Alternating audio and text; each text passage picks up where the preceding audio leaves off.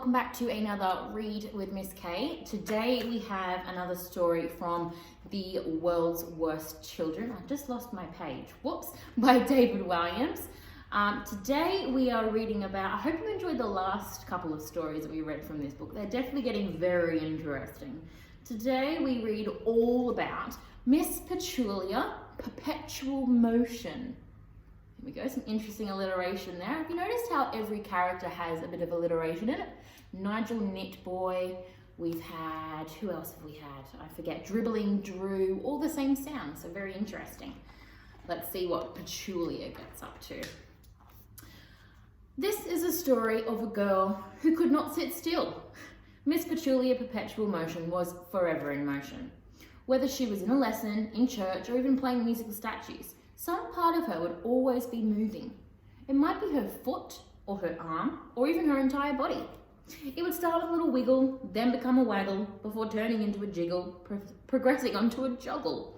Next, she would be cartwheeling across the room, creating pandemonium wherever she went. Awesome word. Petulia was even in motion as she slept. Sometimes, the other girls at her posh boarding school, Modesty Place, would hear a noise in the dead of night. They would peek out from under their bed covers and see Petulia ballet dancing across the dorm with her eyes closed. One day, Petulia's rather grand headmistress announced that the girls of Modesty Place were to go on an awfully special trip.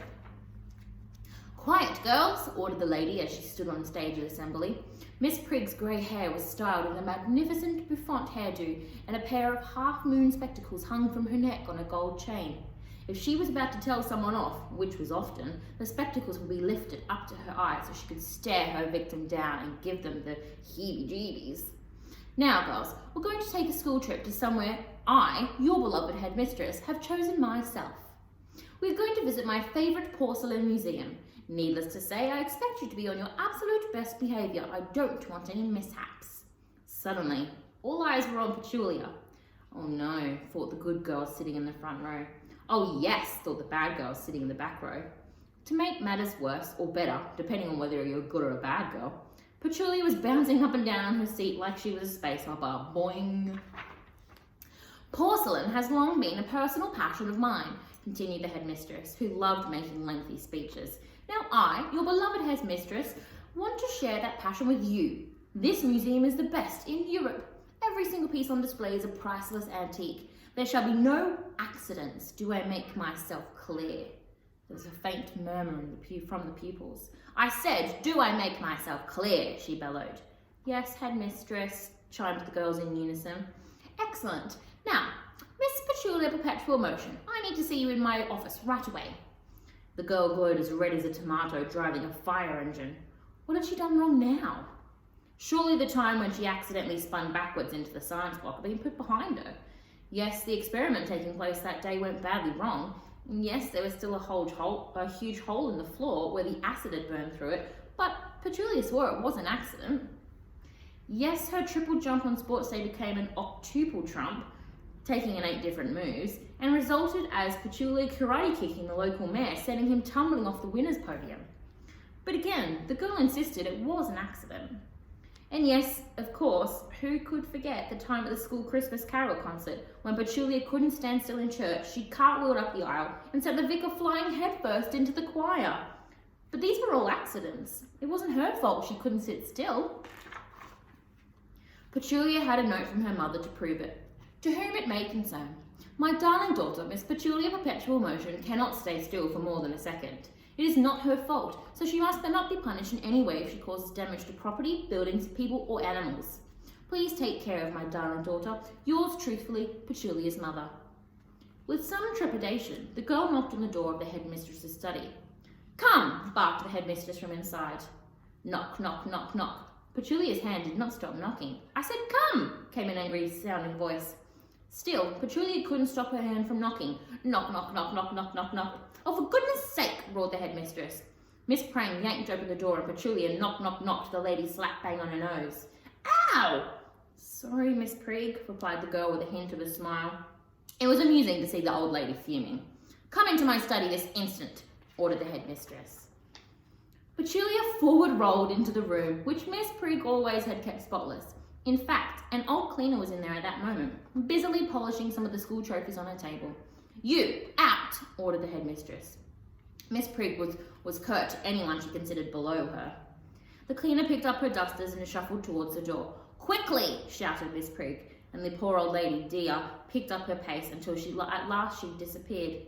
"Now take a seat, Miss Petula, Perpetual motion," said the headmistress. Petula did just that. She took a seat and danced around with it. "I meant sit down," barked Miss Prig. The girl whisked and whirled the chair to the floor and slowly lowered herself onto it. As soon as her bottom touched the chair, she felt an overwhelming urge to bounce up and down on it, and so she did. "Be still," demanded Miss Prig. But Petula continued to bounce up and down, the chair squeaking along rhythmically with her bounces. Bounce, squeak, bounce, squeak, bounce, squeak. "Now, needless to say, I want you on your absolute behaviour during this school trip." "Of course, Miss Prig, as I would be anything else." Bounce, squeak. The headmistress was not convinced. She lifted her half-moon spectacles up to her eyes and studied the girl. "The truth is, you have left a trail of destruction behind you wherever you've been at school, which is the finest girls' boarding school in the country. I hardly need to remind you of the incident in the school dining hall yesterday at lunchtime. You began by juggling huge bowls of trifle. Before long, you were zooming through the air, heading straight to the teacher's table." "At least it saved you all the bother of queuing for dessert, headmistress," replied the little girl. If this was designed to stop Miss Prig from becoming further enraged, it failed miserably. "I was covered from head to toe in trifle," boomed the headmistress, her face now boiling with fury, her teeth on the verge of gnashing. "Only this morning I found a piece of jelly in my ear." "Did you eat it, miss?" inquired the girl politely. "No, I did not eat it." Bounce, squeak, bounce, squeak. The noise was really distracting the headmistress now, but she pressed on. "Then there was the time you caused chaos in your art class. You jiggled and wiggled, and before we knew it, there was paint sprayed across the walls, windows, and ceiling. Our art teacher, Miss Splurge, remarked that she actually rather liked the redecoration." The headmistress chose to ignore this smarty-pants reply. "And the time when you managed to release all the lacrosse balls from the games cupboard. Miss Heft, your poor PE teacher, wobbled over and was carried off down the pitch in the sea of them." "I do hope they eventually find her," remarked Petula. "I do too," bellowed the headmistress. Bounce, squeak, bounce, squeak. Miss Prig couldn't take it any moment longer. "Will you be still?" she ordered. "Sorry, miss," muttered the girl. For a moment, Petula was still, but the moment soon passed. There was a wobble, then a wibble, ending up in a huge wobble. The girl performed a dive roll onto the floor before finishing her acrobatics display with a handstand. "Now, Miss Petula motion," purred Miss Prig with a new hint of menace in her voice. "I need the trip to the Porcelain Museum to pass without incident, or Modesty Place, founded 1,000 years ago by a nun, no less, could become a laughingstock." "Of course, miss," said the girl, upside down, who was now scuttling around the headmistress's office on her hands like a performing poodle. "So I've ordered Modesty Place's science teacher, Professor Blink, to come up with a contraption to stop you causing any damage to the priceless antiques." Miss Petula, Perpetual motion, did not like the sound of this at all. "I'll be fine without it, thank you, miss," she said. The girl's legs were now doing scissor kicks. As she spoke, her legs sent a pile of school reports flying off the headmistress's desk. They looked like a flock of seagulls taking flight. "No, you will not," barked the headmistress. "What is this contraption then, miss?" "Oh, you'll see," said Miss Prig ominously, desperately trying to pluck the sheets of paper from the air. "Now get out!" With that, Petula cartwheeled out of the study. It goes in a bit of a spiral. It's a bit hard to read. Booting the newly polished trophies to the floor as she went. Crash, bang, wallop. The day of the school trip arrived, and Professor Blink proudly wheeled her invention out of the science block and into the playground. "There we are, headmistress," said the lady, still sporting her white lab coat and safety goggles, "just as you asked." "It's marvellous, Professor," replied Miss Prig. It looked like a giant toy for a hamster. The science teacher had created a huge, round, see-through inflatable ball, large enough for somebody to be placed inside. Of course, that someone was Miss Petula, Perpetual motion. "I'm proud to finally unveil my invention," announced the professor. "I have named it the Bouncing Boom Boom Ball. It is destined to stop jiggling children all over the world from destroying everything in their paths." "Keep it brief," ordered the headmistress, who only liked the sound of her own voice. Yes, headmistress," replied the science teacher hurriedly. "It's very simple. The child who cannot stay still is stuffed left in here, she began, indicating a small hatch in the ball. Then when the child does fidget, the bouncing boom boom ball will simply bounce off any precious objects nearby, causing 0 damage. At least that was the idea. Splendid, said the headmistress. You may go. It was a long coach ride to the Porcelain Museum. Despite the driver's protestations, the headmistress insisted that Petula travel in the boot, so she couldn't cause any damage on the way. As soon as they arrived, the headmistress stuffed Miss Petula Perpetual Motion into the bouncing boom boom ball. Then she led her party of schoolgirls inside the museum as Petula bounced along. Despite her initial reluctance, once inside the bouncing boom boom ball, the girl began to enjoy it. A smile spread across her face. The museum was a treasure trove of all porcelain things. Now, girls, needless to say, there's absolutely no touching any of these items on display, announced the headmistress. I know most of your mamas and papas are filthy rich, since they send you to this school, which I'm proud to say is the most expensive school in the country. However, if you do touch anything and cause it to break, you will have to pay for it yourselves, every last penny. Does your beloved headmistress make herself clear? The pupils murmured. I said, does your beloved headmistress make herself clear? Yes, miss, replied the girls. Now, gather round. The girls huddled around a plinth. On it sat a large bowl with hundreds of tiny flowers hand-painted on the outside. Petula bounced up and down in her giant ball to try and get a better look. Miss Prig raised her half-moon spectacles to her eyes. This bowl was made in Paris. It once belonged to the last Queen of France, Marie Antoinette, and dates back to the 18th century. Suddenly, in her eagerness to see, Miss Petula Perpetual Motion bounced so hard that the bouncing boom boom ball hit the ceiling. From there it rebounded, gathering speed at an alarming rate, and now it was going wham, up and down, up and down, up and down, shaking the room as it bounced and boomed. The headmistress gasped in horror.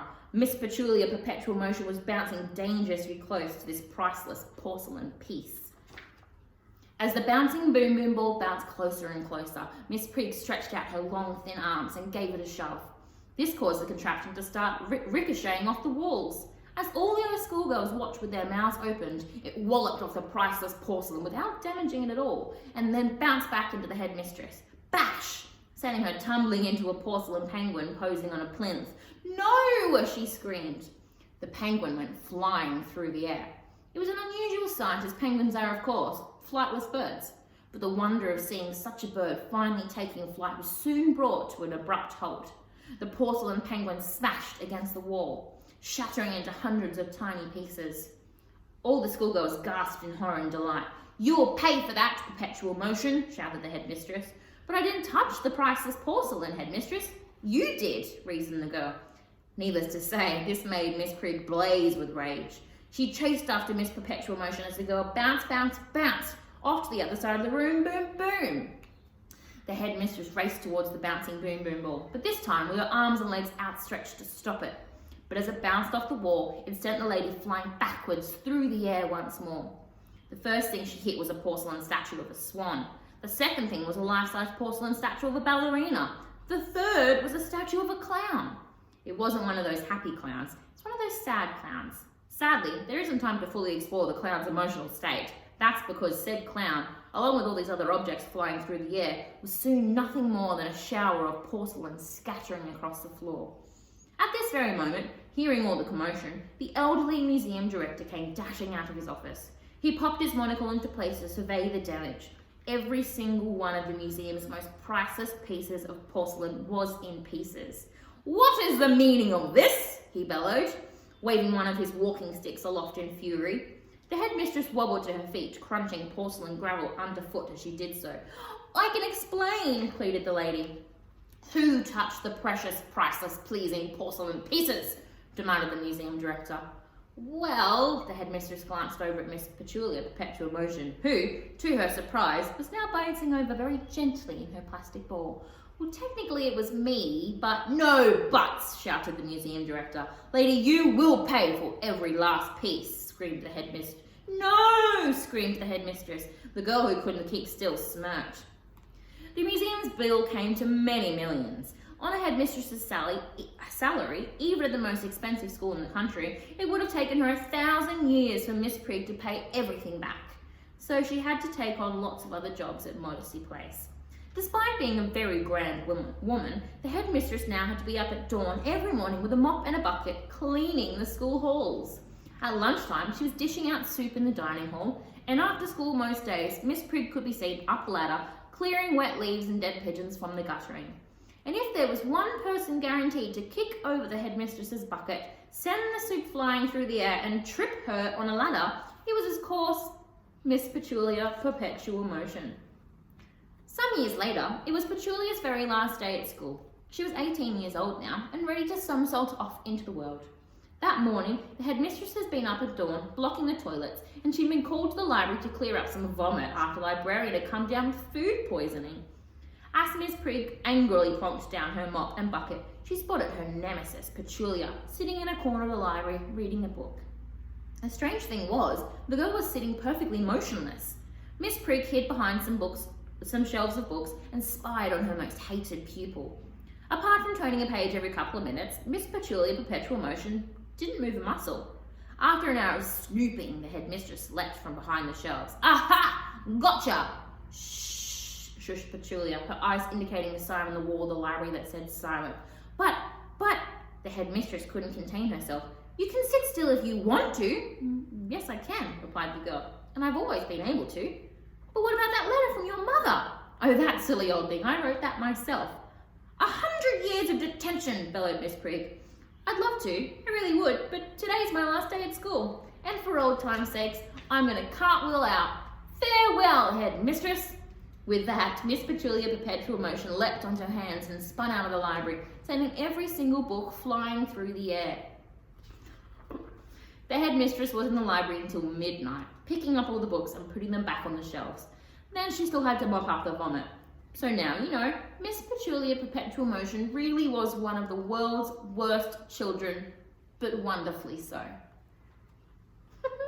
I love that. That is so funny. I was reading that thinking, oh, this Petulia sounds a lot like me. Sometimes I struggle to sit still, but then obviously at the end, when you realise that she's just tricking a little bit all along, it's very funny. Now, a bit of a sneak peek of the next story we'll read from World's Worst Children. The character is called Peter Picker. I'll let you try and think about what that might mean. Peter Picker. Oh, I can give you a hint. It's going to be a bit of a gross one, I have a feeling. Awesome. I hope you have a fantastic day. Don't forget to subscribe because I will upload a new story or a new chapter every single day. See you later.